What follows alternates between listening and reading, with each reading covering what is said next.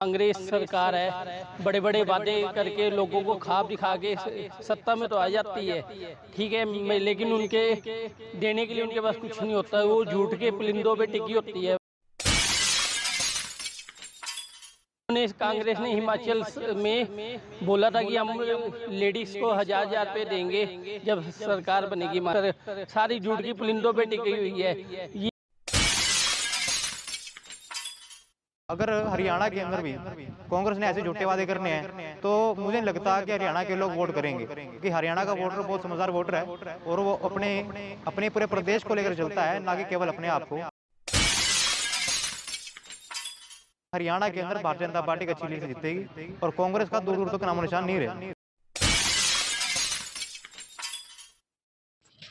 हिमाचल के विधानसभा चुनाव के समय जनता के साथ वायदों की झड़ी लगाने वाली कांग्रेस पार्टी अब हिमाचल प्रदेश में 2 लाख कर्मचारियों और 1.5 लाख पेंशनर्स के खाते में पहली तारीख में सैलरी भेजने में विफल साबित हुई है।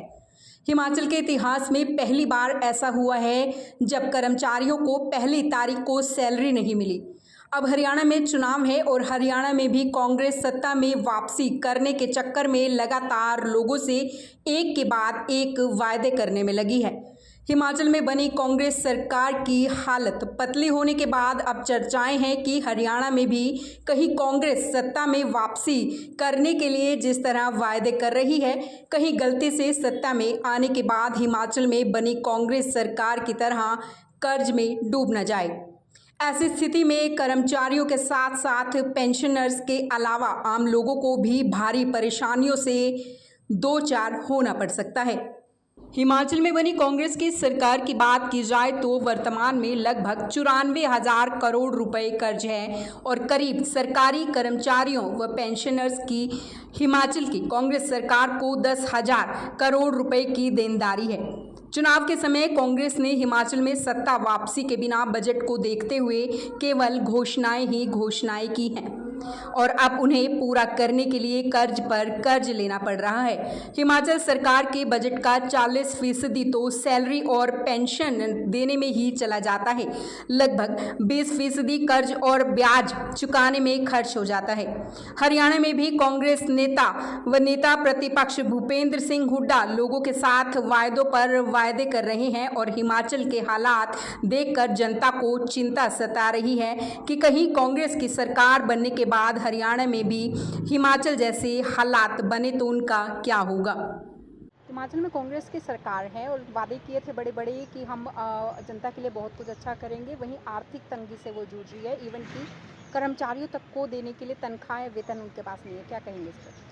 मैं आपको बताना चाहता हूँ कि कांग्रेस सरकार है, बड़े बड़े वादे करके लोगों को ख्वाब दिखा के सत्ता में तो आ जाती है। ठीक है, लेकिन उनके देने के लिए उनके पास कुछ नहीं होता है। वो झूठ के पुलिंदों पे टिकी होती है बोली सरकार।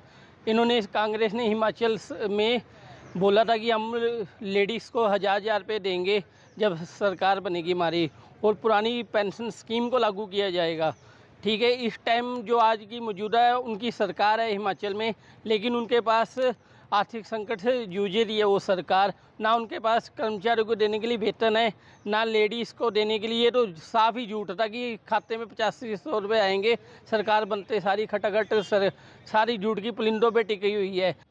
हिमाचल में कांग्रेस की सरकार और बड़े बड़े वादे किए गए थे और आज वो आर्थिक तंगी से जूझ रही है। क्या लगता है कि हरियाणा में भी वादे किए जा रहे हैं, खरी उतर पाएगी यहाँ पर कांग्रेस सरकार? पहले तो जो हिमाचल प्रदेश में भी विधानसभा इलेक्शन थे तो कांग्रेस ने वादा करा था कि हम पुरानी पेंशन को बहाल करेंगे और बहुत अन्य अन्य वादे किए गए थे। किंतु आज एक जो हिमाचल की सरकार है वो आर्थिक एक कहते हैं उनको उनके पास फंड की कमी है और वो अपने कर्मचारियों को फंड भी नहीं दे पा रहे, उनकी सैलरी भी नहीं दे पा रहे।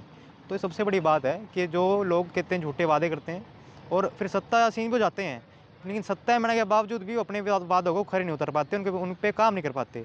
और उसी के अंदर वो अब हरियाणा में भी काम कर रहे हैं। अब लोगों को छोटे छोटे वायदे कर जाते हैं कि जी हम ये कर दें हरियाणा में, हम कहते हैं पुरानी पेंशन, यहाँ भी वादे उन्होंने बहुत करे हैं।